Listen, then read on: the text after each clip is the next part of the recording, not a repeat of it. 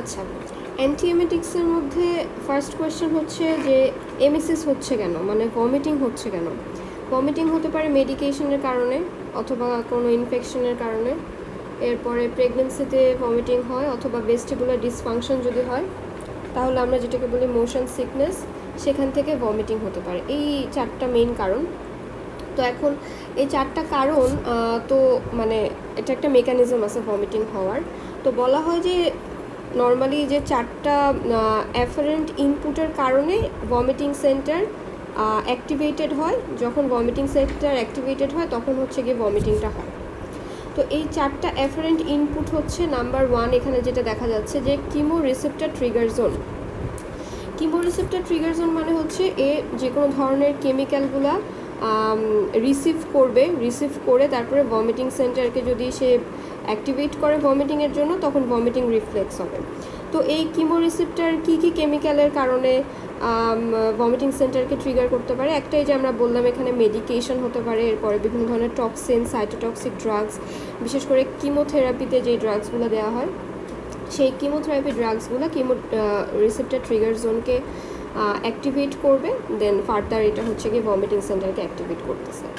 আরেকটা ইম্পর্টেন্ট ব্যাপার হচ্ছে যে কিমো রিসেপ্টর ট্রিগার জোনটা হচ্ছে গিয়ে আমাদের ব্লাড ব্রেইন ব্যারিয়ার দিয়ে কাভার্ড থাকে না, আনকাভার্ড থাকে, যার কারণে যে কোনো কেমিক্যাল যে কোনো কনসেন্ট্রেশনেই কিমো রিসেপ্টর ট্রিগার জোনকে অ্যাক্টিভেট করতে পারতেছে। আচ্ছা, 2 নম্বর হচ্ছে যে ভ্যাগাল এফারেন্ট সিস্টেম। ভ্যাগাল এফারেন্ট সিস্টেমটা আসতেছে হচ্ছে যে এখানে এই ছবিতে যেটা দেখা যাচ্ছে যে বিভিন্ন ভ্যাগাল কই আচ্ছা এই ছবিতে নাই মেবি, এটা হচ্ছে এই যে এখানে যেটা দেখা যাচ্ছে যে একটা স্টমাকের বিভিন্ন ইরিটেশন হতে পারে, তারপরে হচ্ছে গিয়ে বিভিন্ন যে টক্সিন মেডিয়েটেড ব্যাপার স্যাপার থাকতে পারে, ড্রাগস থাকতে পারে। সো এই যে ব্যাপারগুলো সেটা হচ্ছে ভ্যাগাল এফারেন্টের মাধ্যমে আসতেছে স্টমাক থেকে অথবা জিআইটি থেকে। দেন ভ্যাগাল হলো গিয়ে ফার্দার ভমিটিং সেন্টারকে ভমিট করার জন্য করতেছে। এরপর হচ্ছে গিয়ে ভেস্টিবুলার সিস্টেম মানে হচ্ছে গিয়ে আমাদের যেই অডিটরি 8 রাইট, অডিটরি 8 নাম্বার যে রিসেপ্টরটা, সেই রিসেপ্টরের যদি ডিসফাংশন হয় তাহলে সেখান থেকে সেটা ভমিটিং সেন্টারকে আবার করতে পারে, ভমিটিংয়ের জন্য অ্যাক্টিভেট করতে পারে। আর একটা হচ্ছে সেন্ট্রাল নার্ভাস সিস্টেম। এই যে এখানে যেটা দেখাচ্ছে বিভিন্ন ধরনের আনপ্লেজেন্ট সাইট হতে পারে, স্মেল, ইমোশন, হ্যাঁ, এই সব জিনিসগুলো হচ্ছে গিয়ে সেন্ট্রাল নার্ভাস সিস্টেমের মাধ্যমে ভমিটিং সেন্টারকে ভমিট করার জন্য অ্যাক্টিভেট করবে। এখন ব্যাপারটা হচ্ছে যে ভমিটিং সেন্টারটা তো বুঝলাম আমরা যে ভমিটিং সেন্টারটা ভমিটিংয়ের জন্য দায়ী। এখন এই ভমিটিং সেন্টারটা অ্যাকচুয়ালি থাকে কোথায়? ভমিটিং সেন্টারটা হচ্ছে গিয়ে আমাদের মেডিউলার ল্যাটারাল সাইডে থাকবে। এখানে ভমিটিং সেন্টারটা নাই, এখানে আছে ভমিটিং সেন্টারটা, মেডুলার ল্যাটারাল একটা সাইডে থাকবে। আর এইটা হলো গিয়ে এটা কয়েকটা জিনিস নিয়ে তৈরি হয়। একটা হলো গিয়ে নিউক্লিয়াস ট্যাক্টাস সলিটারিয়াস। এই যে এখানে যেটা দেখা যাচ্ছে নিউক্লিয়াস ট্যাক্টাস সলিটারিয়াস, এটার সাথে থাকে হচ্ছে ক্রেনিয়াল নার্ভ 8 and 10। এখানে যে ভেস্টিবুলার অ্যান্ড ককলিয়ার নিউক্লিয়াই, এটাই হচ্ছে ক্রেনিয়াল নার্ভ 8। আর এখানে হচ্ছে dorsal motor nucleus of vagus. এই সেম জিনিসটা যদি এখানে থাকতো তাহলে এখানে কোনো একটা জোনে হচ্ছে গিয়ে ভ্যাগাস নার্ভটা থাকতো। তাহলে আমাদের যেই ভমিটিং সেন্টার সেটা এখানে কোনো একটা জায়গায় অবস্থিত। আর ভমিটিং যেটা আমরা বললাম কিমো রিসেপ্টর ট্রিগার জোনটা থাকে জাস্ট ভমিটিং সেন্টারের আশেপাশে। এই যে এই ছবিটাতে ভালো মতো দেখা যাইতেছে যে এখানে হচ্ছে ভমিটিং সেন্টার আর এখানে হচ্ছে কিমো রিসেপ্টর ট্রিগার জোন। সো এটা হলো গিয়ে মোটামুটি আমাদের অ্যানাটমি। আর আচ্ছা, ফিজিওলজির একটা ব্যাপার আছে যে ভমিটিংটা হচ্ছে কেন। ভমিটিং হওয়ার জন্য একটা প্রেশার কাজ করবে। তো এই যে এখানে আমাদের লোয়ার ইসোফেজিয়াল যে প্রেশারটা, এই প্রেশারটা যদি কমে যায় কোনো কারণে তাহলে কি হবে, স্টমাক যখন কন্ট্র্যাক্ট করতেছে তখন এই কন্ট্র্যাক্টের সময় যদি স্টমাকে কন্টেন্ট থাকে, গ্যাস্ট্রিক কন্টেন্ট যদি থাকে, তখন এই কন্টেন্টগুলো কি করবে, এখানে হচ্ছে ব্যাকফ্লো করবে। সো এটা হচ্ছে গিয়ে যে লোয়ার ইসোফেজিয়াল স্ফিংটার, এই স্ফিংটারটার যদি প্রেশারটা কমে যায়। তো আমাদের সবসময় ভমিটিং অ্যান্টি এমেটিক্সের ড্রাগসের মধ্যে এটা খেয়াল রাখতে হবে যে লোয়ার ইসোফেজিয়াল স্ফিংটারের প্রেশারটা যাতে মেনটেন্ড হয় অথবা যাতে আমরা বাড়াইতে পারি কোনোভাবে। যেমন হলো গিয়ে জার্ডের ক্ষেত্রে অথবা গার্ডের ক্ষেত্রে GERD যেটা, এই ক্ষেত্রে কি হয়, অ্যাসিড রিফ্লাক্সের কারণে এই স্ফিংটারটার পাওয়ার কমে যায়। পাওয়ার কমে যেতে যেতে যেতে যেতে দেখা যায় যে লোয়ার ইসোফেজিয়াল স্ফিংটারের প্রেশার একেবারে নাই বললেই চলো। তখন যখন স্টমাক কোনো একটা খাবার এটা হচ্ছে গিয়ে ডাইজেস্ট করার জন্য কন্ট্রাক্ট করতেছে, তখন কন্ট্রাক্টের সময় নর্মাল কন্ট্রাকশানে এই খাবারটা ব্যাকফ্লো হয়ে ভমিট হয়ে যাচ্ছে। ওকে, তো এখান থেকে আর আচ্ছা আরেকটা ব্যাপার হচ্ছে গিয়ে যে কিমোরিসেপ্টর নাকি হ্যালো একটুকুই। আচ্ছা, এরপর আমরা চলে যাই হচ্ছে কিছু ইম্পর্টেন্ট ইয়াতে, রিসিপ্টারে। আমরা যেই 4টা অ্যাফারেন্ট ইয়ার কথা বললাম, ইনপুট যাদের মাধ্যমে হচ্ছে গিয়ে ভমিট সেন্টারটা স্টিমুলেটেড হচ্ছে, এখানে রিসিপ্টার কী কী আছে? রিসিপ্টারগুলো জানলেই প্রত্যেকটা রিসিপ্টার অ্যান্টাগনিস্টে হচ্ছে আমাদের অ্যান্টি এমেটিক ড্রাগস। তাহলে নাম্বার 1 হচ্ছে আমরা যে সেন্টারটার কথা বলবো সেটা হচ্ছে ভমিটিং সেন্টার। ভমিটিং সেন্টারে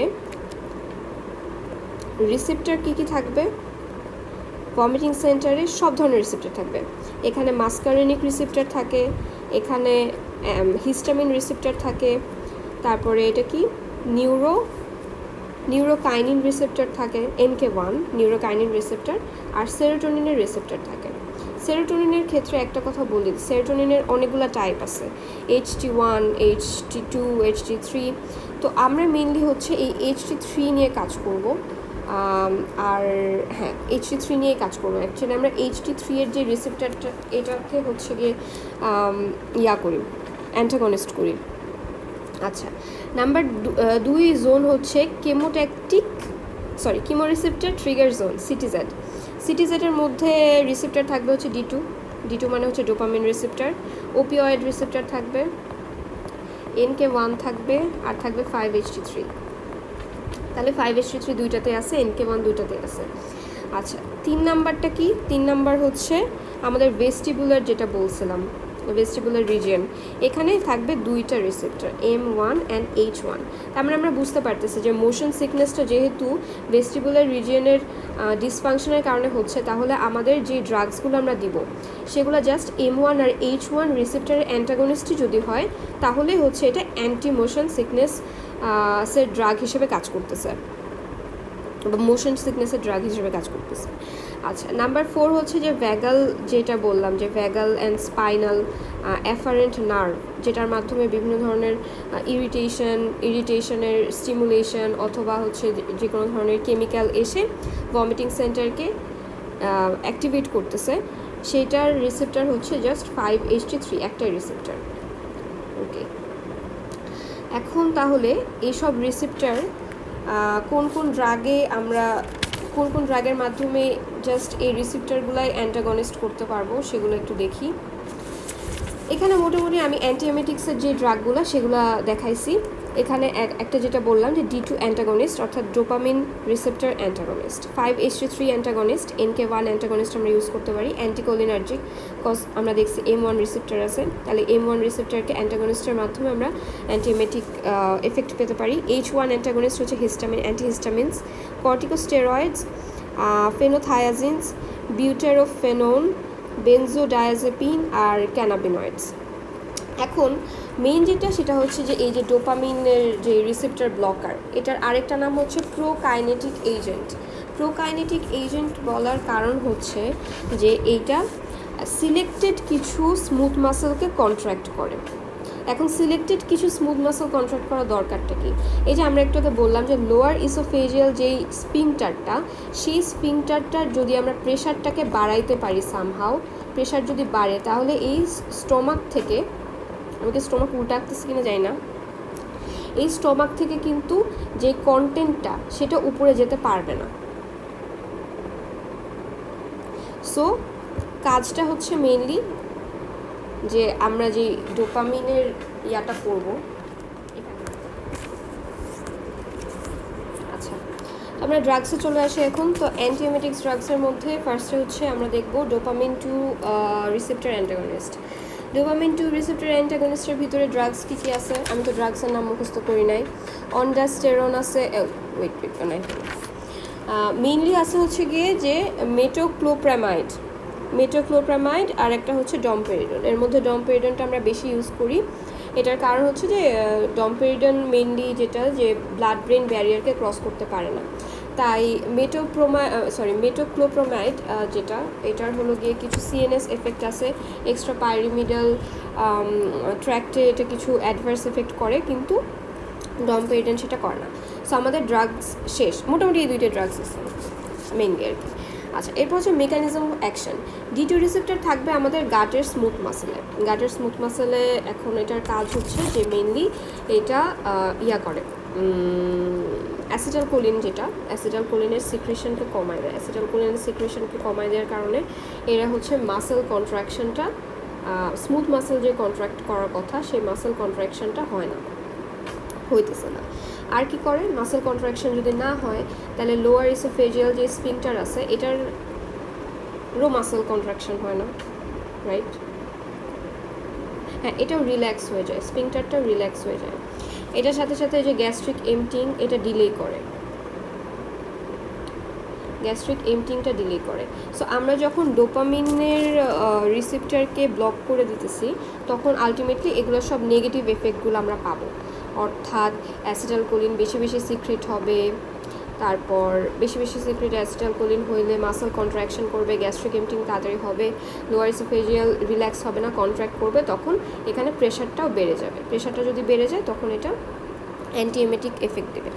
এখন D2 অ্যান্টাগনিস্ট যেগুলো কাজ করে সেটা হচ্ছে গিয়ে দুইটা জায়গায় কাজ করে। হ্যাঁ, একটা হচ্ছে জিআইটিতে কাজ করে, জিআইটিতে যেই ডোপামিন রিসেপ্টর আছে সেটাতেও কাজ করে, আবার সিটিজেডেও কাজ করে। এখন সিটিজেডে যারা কাজ করে অর্থাৎ ডোপামিনকে যারা ইনহিবিট করে তাদেরকে আমরা বলি হচ্ছে নিউরোলেপটিক্স। এখন আমরা এটাতে নেক্সটে আসবো, বাট এটা জাস্ট একটু মাথার মধ্যে রাখলে ভালো হবে। এখন ইন্ডিকেশনের ফার্স্ট ইন্ডিকেশন হচ্ছে যে যাদের এলইএস, লোয়ার ইসোফেজিয়াল স্ফিংটার, এলইএসটা হচ্ছে গিয়ে প্রেশার কম, যেমন হচ্ছে জার্ডের হলো গিয়ে যারা পেশেন্ট তাদের লোয়ার ইসোফেজিয়াল প্রেশারটা কম থাকে। নাম্বার 2 হচ্ছে যাদের গ্যাস্ট্রিক এমটিংয়ে প্রবলেম আছে, গ্যাস্ট্রিক এমটিং হয় না, যেমন এটা হতে পারে পোস্ট অপারেটিভের ক্ষেত্রে, অথবা হতে পারে ক্ষেত্রে কি বলে গ্যাস্ট্রোপেরেসিস অর্থাৎ গ্যাস্ট্রিকের মাসেলগুলো প্যারালাইসিস হয়ে গেছে। এটা মেনলি মনে হয় ডায়াবেটিস মেলাইটাসের ক্ষেত্রে হয়। আচ্ছা, এরপর হচ্ছে যে আমরা ইন্ডিকেশনের মধ্যে যে অ্যান্টি ভমিটিং বা অ্যান্টিএমেটিক হিসেবে আমরা এটা দিতে পারি। তারপরে হলো গিয়ে 4 নাম্বার আমাদের স্যার একটা বলছে যে কনস্টিপেশনের ট্রিটমেন্ট হিসেবে এটা দেওয়া হয়। কনস্টিপেশন হয় আমাদের হলো গিয়ে পেরিস্টালসিসটা যদি ঠিকমতো না হয়, তো এই কনস্টিপেশনে অ্যাসিটাইলকোলিন যখন বেড়ে যাচ্ছে তখন ওভারঅল ভালো মতো হচ্ছে, পেরিস্টালসিসটা ভালো মতো হচ্ছে। সো এটা একটা কনস্টিপেশনের ট্রিটমেন্ট। ওকে, সো এটা গেল মোটামুটি ইন্ডিকেশনস। এখন আমরা চলে আসতেছি অ্যাডভার্স এফেক্টের ক্ষেত্রে, যেটা ফার্স্টে বললাম যে মেটোক্লোপ্রামাইডের কিছু সিএনএস অ্যাডভার্স এফেক্ট আছে, কিছু এক্সট্রা পিরামিডাল সাইড এফেক্ট আছে। সিএনএসের নর্মালি যেটা restlessness, drowsiness, insomnia, anxiety, agitation এইসব হবে। আর এক্সট্রা পিরামিডালের ক্ষেত্রে কিছু অন্য রকমের মজার বিদঘুটে টার্ম দেখলাম। একটা হচ্ছে গিয়ে ডিস্টোনিয়াতে হলো গিয়ে ছবিটা তাহলে ভালো হতো। আচ্ছা ঠিক আছে, যাই হোক, ডিস্টোনিয়াতে মেইনলি যেটা হয় যে টোনটা লস হয়ে যায়, যে কোনো লিম্বসের অথবা পশ্চার এগুলোর যে নর্মাল টোন সেটা লস হয়ে যায়। তারপরে আরেকটা আছে অ্যাকাথিসিয়া মানে ওই যে একটা মানে অনেকটা সাইকোটিক টাইপের কিছু ম্যানিফেস্টেশন দেখা যায় যে তারা হলো গিয়ে সুইসাইডাল হয়ে যায়, তারপরে রেস্টলেসনেস, চিন্তা ভাবনা কাজ করে মনের ভিতরে এরকম। তারপরে মেইনলি যেটা আমরা মনে রাখতেই পারবো সেটা হচ্ছে পার্কিনসনিয়ান ফিচার। কারণ কি, এরা হচ্ছে ডোপামিনের যে রিসেপ্টরগুলো এদেরকে ব্লক করে দিতেছে, আর আমরা জানি পার্কিনসনিজম হয় হচ্ছে ডোপামিনের ডেফিসিয়েন্সির কারণে। আচ্ছা, এরপর আরেকটা কী হয় যে প্রোল্যাক্টিন লেভেল হাই করে দেয়। প্রোল্যাক্টিন লেভেলটা হাই কেন করে দেয় আই এম নট শিওর। মনে পড়ছে। প্রোল্যাক্টিন হচ্ছে ডোপামিনের একটা কাউন্টার পার্ট। লাইক যদি ডোপামিন কমে যায় বডিতে তাহলে প্রোল্যাক্টিন বেড়ে যাবে, এটা সম্ভবত ফার্স্ট ইয়ারে পড়ছিলাম। তো যার কারণে প্রোল্যাক্টিন লেভেলটা বেড়ে যাচ্ছে। প্রোল্যাক্টিন লেভেল বেড়ে যাওয়ার কারণে কি হচ্ছে, ultimately in case of male gynaecomastia হবে, অথবা in case of female menstrual disorders, এগুলো আর কি। তো এটা একদিক দিয়ে যেমন ভালো খারাপ, অর্থাৎ প্রোল্যাকটিন যদি বেড়ে যায়, প্রোল্যাকটিনটা এটা একদিক দিয়ে কিন্তু ভালো, বিকজ এটা হচ্ছে আমরা ল্যাকটেশনে ইউজ করতে পারি, ল্যাকটেটিং মাদারের ক্ষেত্রে আমরা এটা ইউজ করতে পারি। আচ্ছা, তবে একটা ব্যাপার আছে যেটা আমরা বললাম যে কি যেন মেটোক্লোপ্রামাইড, হ্যাঁ মেটোক্লোপ্রামাইড যেটা, এটা আমরা ইউজ করি না। মেটোক্লোপ্রামাইড আমরা ইউজ করি না, এটার কারণ হচ্ছে এটা হচ্ছে ব্রেস্ট মিল্ক দিয়ে সিক্রিট হতে পারে, সিক্রিট হওয়ার কারণে যে বেবিটা আছে সেই বেবির হলো গিয়ে কিছু প্রবলেম দেখা যাবে, যেমন লুজ মোশন, ডিস্টোনিয়া, তারপরে এই তো আর কি। তো যার কারণে আমরা মেটাক্লোপ্রামাইডটা ইউজ করি না। যদি ল্যাকটেটিং মাদার হয় সেই ক্ষেত্রে আমরা ডমপেরিডনটা ইউজ করি। ডমপেরিডনটা এই ব্রেস্ট মিল্কের সাথে সিক্রিট হয় না। ওকে, আরেকটা ইম্পর্টেন্ট জিনিস আছে যে মেটোক্লোপ্রামাইডের কথা বলতেছিলাম, এটা কিছু ড্রাগ ইন্টারাকশন আছে, যে কিছু কিছু ড্রাগের এটা বাড়ায় দেয়, অ্যাবজর্পশন বাড়ায় দেয়। অ্যাবজর্পশন বাড়ায় দেয় হচ্ছে অ্যাসপিরিনের আর হলো গিয়ে ডায়াজেপামের অ্যাসপিরিন, এটার হলো গিয়ে বাড়ায় দেয়, অ্যাবজর্পশন বাড়ায় দেয়। তার মানে আমরা যখন অ্যাসপিরিন আর ডায়াজেপাম দিব তখন একটা পেশেন্টকে সেভাবেই ডোজ দিতে হবে, অর্থাৎ কম ডোজ দিতে হবে, বিকজ কম ডোজেই কাজ হয়ে যাচ্ছে। আর কমাবে হলো গিয়ে ডিগক্সিনের অ্যাবজর্পশন আর লিভোডোপার অ্যাবজর্পশন। সো দেখা যাচ্ছে যে যাদের কন্ট্রাইন্ডিকেশন আমরা বলতে পারি যে যাদের পার্কিনসনিজম আছে তাদেরকে আমরা এটা দিতে পারবো না। আচ্ছা, আরেকটা ব্যাপার হচ্ছে যে একদিক দিয়ে ডমপেরিডন ভালো, কারণ এই লেভোডোপার সাথে কোনো ধরনের ইন্টারাকশন করে না। সো এইসব কারণে একটা কোয়েশ্চেন আসতে পারে যে কোনটা বেশি আমরা প্রিফার করি, ডমপেরিডন নাকি মেটোক্লোপ্রামাইড। ওষুধের নাম উচ্চারণ করতে হয় না। আচ্ছা, এরপর আমরা চলে আসতেছি ইয়েতে। আচ্ছা, এটা শেষ, রাইট? পরের ইয়েতে আমরা চলে যাই, পরের ড্রাগসটাতে। সেটা হচ্ছে যে 5-HT3 অ্যান্টাগনিস্ট। 5-HT3 অ্যান্টাগনিস্টের কাজ হচ্ছে, 5-HT3 অ্যান্টাগনিস্ট করবেটাকে, 5-HT3 সেরোটোনিন করবেটাকে। সেরোটোনিন যেটা করবে সেটা হচ্ছে মেইনলি আমাদের যে সাইটোটক্সিক ড্রাগ আছে, সাইটোটক্সিক ড্রাগ অথবা হলো গিয়ে কিমোথেরাপিউটিক ড্রাগস অথবা রেডিয়েশন, হ্যাঁ এসব হচ্ছে গিয়ে ইয়েকে 5-HT3, অর্থাৎ এটা হইল গিয়ে আমাদের সেরোটোনিনকে কী করে, এরা অ্যাক্টিভেট করে। যখন অ্যাক্টিভেট করে, আমরা 5-HT3 পাইছিলাম কোথায়, রিসেপ্টরটা 5-HT3 আমরা পাইছি হচ্ছে ভমিটিং সেন্টারেও পাইছি, কেমোট্যাকটিক রিজিয়ন মানে সিটিজেডেও পাইছি 5-HT3, আবার ভেগাল এখানেও পাইছি। তো এটা যেটা করে, তো হলো গিয়ে আলটিমেটলি যে এরা যখন বেড়ে যায় তখন ভমিটিং সেন্টারকে স্টিমুলেট করবে, অথবা হচ্ছে গিয়ে সিটিজেডকে স্টিমুলেট করবে, অথবা এরা ভ্যাগাসকে স্টিমুলেট করবে। স্টিমুলেট করলে ভ্যাগাস আবার আলটিমেটলি এইখানে যে স্টিমুলেট করতেছে, তো এখান থেকে হচ্ছে ভমিটিং। সো আমরা তাহলে এটা কী করতেছি, এই যে এখানে যে রিসেপ্টারগুলো আছে 5-HT3 এইসব জায়গায় যে রিসেপ্টারগুলো আছে এদেরকে আমরা ইনহিবিট করে দিচ্ছি। ইনহিবিট করার কারণে ভমিটিংটা হচ্ছে না। এটা হলো action of mechanism of action. আর এটা ইন্ডিকেশন কি, যেসব ইন্ডিকেশন মানে এই যেটার কারণে আমাদের সেরোটোনিনগুলো বেড়ে যাচ্ছে, যেমন সাইটোটক্সিক ড্রাগ, কিমোথেরাপিউটিক, রেডিয়েশন, এদেরকে আমরা একসাথে বলতে পারি হচ্ছে CINV, chemotherapeutic induced Nazia vomiting, এই ক্ষেত্রে আমরা ইউজ করতে পারি। RINV, radiotherapy induced Nazia vomiting. এটা ছাড়া PONV মানে post operative Nazia vomiting. So এগুলোর ক্ষেত্রে আমরা এটাকে ইউজ করবো। আর এটা প্রবলেম কি, এটা প্রবলেম সেরকম নাই, মানে এই ড্রাগের সাইড এফেক্ট সেরকম নাই, জাস্ট হেডেক, ডিজিনেস, তারপরে কনস্টিপেশন। আরেকটা ইম্পর্টেন্ট যেটা, সেটা হচ্ছে যে prolongation of QT interval, QT ইন্টারভালে প্রলঙ্গেশন হয়। সো এটাই হচ্ছে adverse effect, indication, mechanism of action. আচ্ছা, এরপরে NK1 অ্যান্টাগনিস্ট। NK1টা কী জিনিস, এটা হচ্ছে নিউরোকাইনিন রিসেপ্টর যেটা করবে সেটা হলো গিয়ে সাবস্টেন্স P,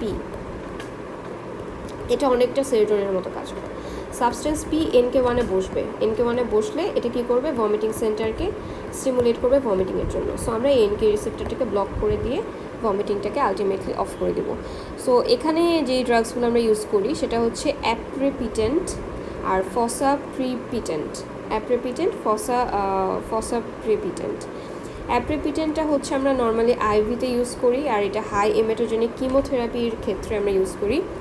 আর ফসাপ্রেপিটেন্ট যেটা, অ্যাপ্রেপিটেন্ট আর ফসাপ্রেপিটেন্ট হচ্ছে অ্যাপ্রেপিটেন্টের প্রোড্রাগ, ঠিক আছে?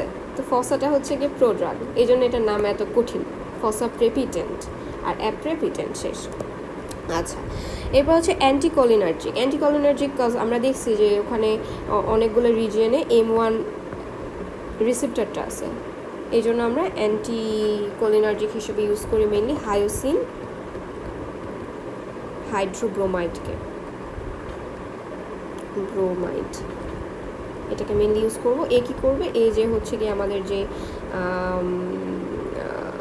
ভেস্টিবিউলার রিজিয়ন আছে, এই ভেস্টিবুলার রিজিয়নে যে কমায় দিবে, ক্যালসিয়ামের ইনফ্লাক্স কমায় দিবে। ক্যালসিয়ামের ইনফ্লাক্স যদি কমে যায় তাহলে এখানে হচ্ছে গিয়ে মোশন সিকনেসটা সলভ হয়ে যাবে। মোশন সিকনেসটা সলভ হয়ে যাবে। এটা গেল হচ্ছে অ্যান্টিকোলিনার্জিকের হায়োসিন হাইড্রোব্রোমাইড। এরপরে H1 অ্যান্টাগনিস্ট হচ্ছে অ্যান্টিহিস্টামিন। অ্যান্টিহিস্টামিনের মধ্যে আমরা ইউজ করি কি, এখানে আছে ডাইফেনহাইড্রামিন, ডাইমেনহাইড্রিনেট, মেক্লিজিন, সাইক্লিজিন। এই H1 রিসেপ্টর অ্যান্টিহিস্টামিনগুলো আমরা মেইনলি প্রেগনেন্সির ক্ষেত্রে ইউজ করব, প্রেগনেন্সিতে যে মর্নিং সিকনেস আছে সেটাতে ইউজ করব। গেল। এরপর হচ্ছে গিয়ে কর্টিকোস্টেরয়েড। আচ্ছা, এটার মধ্যে কয়েকটা আছে যে অ্যাডজুভেন্ট অ্যান্টিএমেটিক্স, মানে আমরা নর্মালি অন্য একটা ড্রাগের সাথে, অ্যান্টিএমেটিক ড্রাগের সাথে এদেরকে ইউজ করলে অ্যাকশনটা ভালো হয়। এর মধ্যে একটা হচ্ছে কর্টিকোস্টেরয়েড, হলো একটা অ্যাডজুভেন্ট হিসেবে কাজ করে, কারণ এটা অ্যান্টি ইনফ্লামেটরি ড্রাগ, আর অ্যান্টি ইনফ্লামেশনের মাধ্যমে এটা ভমিটিং কমায় দিচ্ছে। আর একটা হচ্ছে গিয়ে বেনজোডায়াজেপিন, যেটা বেনজোডায়াজেপিন অর্থাৎ ডায়াজেপামের যে ড্রাগগুলো, এগুলো হচ্ছে গিয়ে অ্যাডজুভেন্ট ড্রাগ। এরপরে আছে হচ্ছে ফেনোথায়াজিন। ফেনোথায়াজিন কী করে মেনলি, ফেনোথায়াজিন হলো গিয়ে নিউরোলেপটিক্স। আমরা একটু আগে বললাম যে নিউরোলেপটিক্স মানে হলো গিয়ে যারা আমাদের ওই যে D2 রিসেপ্টর, এই D2 রিসেপ্টরকে ব্লক করে তাদেরকে আমরা বলি নিউরোলেপটিক্স। এই D2 রিসেপ্টরকে ব্লক করার মাধ্যমে যেটা করে সেটা হচ্ছে ওই যে যত ধরনের ইনডিউসড নজিয়া ভমিটিং আছে, যেমন drug induced Nazia vomiting, post operative Nazia vomiting, chemotherapy induced Nazia vomiting, radiotherapy induced Nazia vomiting, disease, pregnancy না,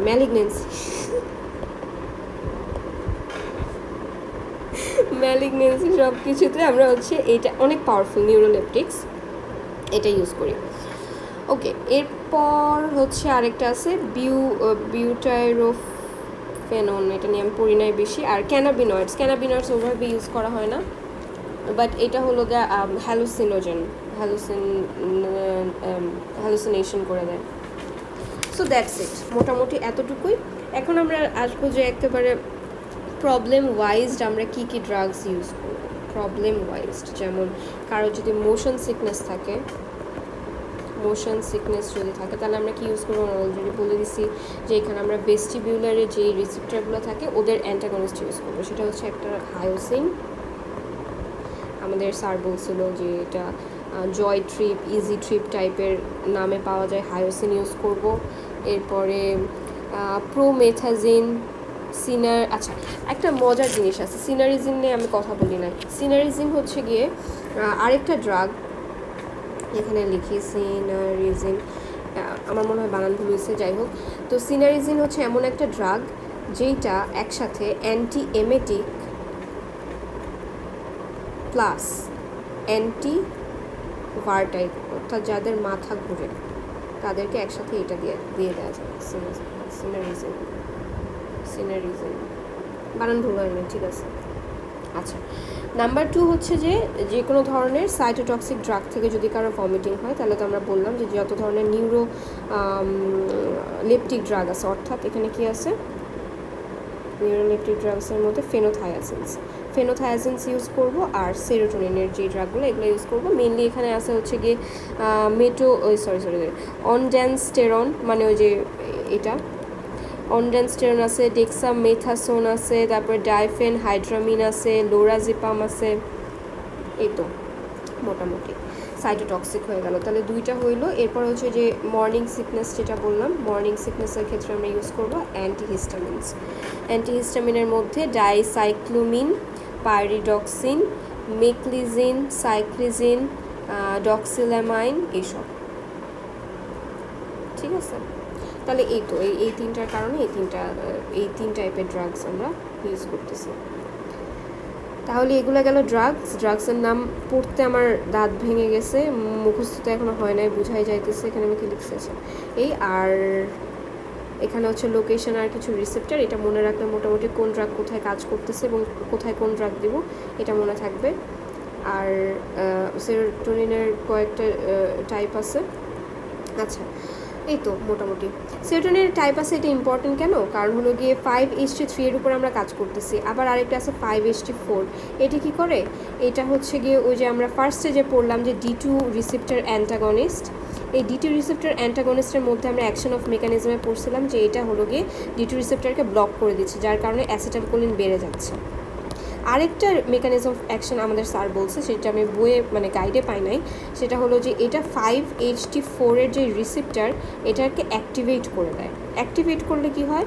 এটা তখন ওই একই কাজই করে, মানে ওই যে অ্যাসিটাইলকোলিন বেড়ে যায় না, ওই এই রিসেপ্টর অ্যান্টাগনিস্ট করলে এটার ক্ষেত্রেও এই সেম এফেক্ট করে, বাট এটা দুইভাবে কাজ করতে পারে। একটা হচ্ছে ডোপামিন রিসেপ্টর ব্লকের মাধ্যমেও, আবার এটা ইয়ার মাধ্যমেও, কী বলে, এটা রিঅ্যাক্টিভেশনের মাধ্যমে। সো এটা এমসিকিউ আসতে পারে যে এই ড্রাগসটা কোন রিসেপ্টরকে, আসলে আসবে না, এমনি বললাম। এই যে এখানে আছে, না এখানে কিছু নেই, শেষ এতটুকু।